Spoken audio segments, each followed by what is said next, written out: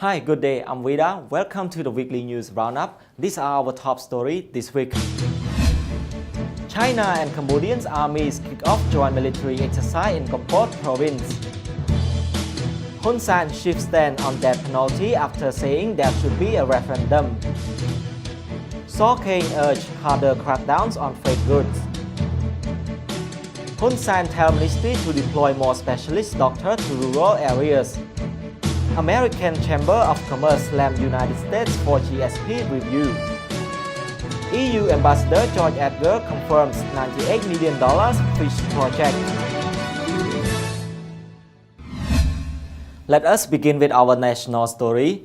Thousands of soldiers made of Cambodian and Chinese troops kick off the Golden Dragon joint military training exercise in a 10,000-hectare area in Kampot. The opening ceremony displayed troops in full combat gear against a backdrop of tanks, armored personnel carriers, and attack helicopters. Major General Pan Sakritchia, head of a working group in charge of the exercise, said 2,542 Cambodian soldiers joined 252 Chinese forces will participate in the upcoming live fire drills. This year's exercise is focused on counter-terrorism, hostage rescues, disaster response, UN missions, and infantry engineering. It is the third time joint military exercise with the People's Liberation Army. Royal Cambodian Armed Forces Commander-in-Chief General Vung Pisen and China Major General Fan Xiang arrived in the morning and inspected equipment. In his opening speech, General Pisen said the joint exercise is funded by China and that it is a reflection of relations between the two nations. General Fan said troops had been preparing for 6 months for the event. The Golden Dragon joint military exercise is set to conclude on March 27. One day after calling for a public referendum to allow for capital punishment for child rapists, Prime Minister Hun Sen shifted his stance. One day after calling for public referendum to allow for capital punishment for child rapists, Prime Minister Hun Sen shifted his stance. He said the shift was made after consulting with experts, including Royal Academy of Cambodia President Soktuj. Mr. Hun Sen said there is no walking back from an execution handing to someone who was wrongfully convicted, noting that Cambodia abolished the punishment in 1989. He said that allowing capital punishment is worse than not having one because sometimes innocent people are affected. Cambodia and the Philippines are the only two Asian countries to have abolished the death penalty. Interior Minister So Kane has ordered a counterfeit committee to crack down harder on the distributions of fake goods in the kingdom. During a ceremony to destroy 70 tons of fake goods, Mr. Kane said the availability of fake goods tarnishes the kingdom's reputation. He said that though fake goods are confiscated, owners are rarely arrested. Mr. Kane noted that counterfeit goods could affect the health of consumers or even kill them.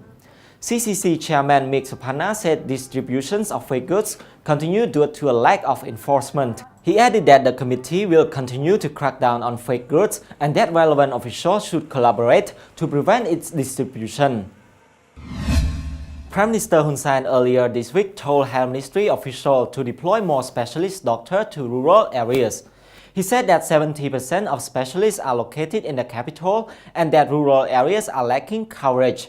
Mr. Hun Sen said the Health Ministry must reconsider its choices as assign more doctors to rural areas. He said that he understands the ministry lacks doctors, but added that it must find a solution. Health Ministry Mom Bun Heng said the ministry will look into ways to provide education, services, and affordable rehabilitation to people in the rural areas. He said that his ministry will also send equipment and medicine to local health centers. Yong Kim Eng, president of the People's Center for Development and Peace, said doctors gravitate toward urban areas because they are paid more than their rural counterparts, making it necessary for the government to encourage them to move. And on to our top business story this week. AmCham Cambodia on Wednesday voiced concerns over the introductions of the Cambodia Trade Act by US senators, calling the move unproductive and unacceptable. In January, Senator Ted Cruz and Chris Cohn introduced the act, which would require the U.S. government to review preferential trade treatment Cambodia received under the General System of Preferences. In a letter, AmCham said the removal of GSP would affect the lives of factory workers and their families. It said that American businesses would also be affected from the perceptions of instability in the kingdom. In the letter, AmCham said a review of the GSP will drastically decrease progress and is a counter to the 1974 Trade Act.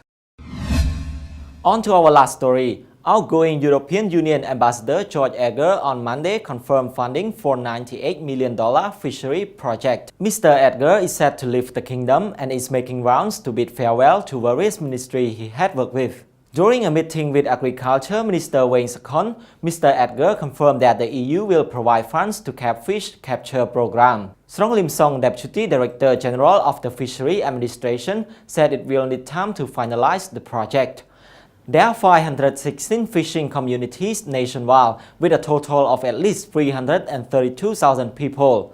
Additionally, Mr. Edgar this week bid farewell to Interim Minister So Keng and Foreign Affairs Minister Prasukon.